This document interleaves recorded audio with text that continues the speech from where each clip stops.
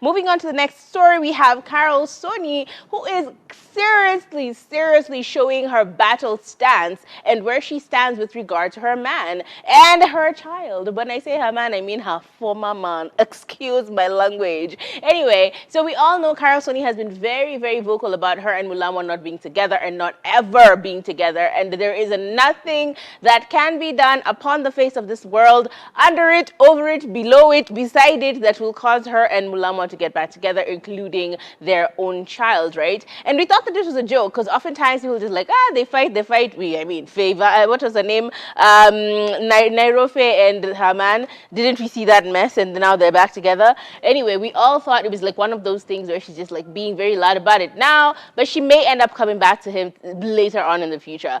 But she has made a very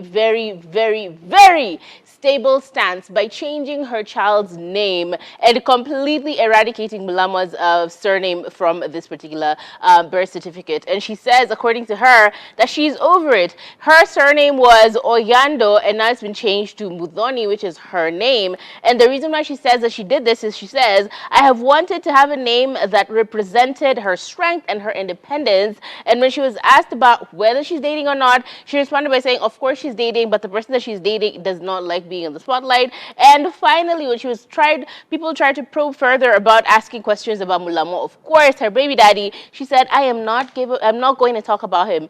Period. Point blank. She's not about that story. She is not. She's basically, she said, we are done forever. And if he wants, I don't even know what Mulamwah would do actually to be able to get back in her good graces. Because honestly, she is so over it, and she clearly seems to not be changing her stance.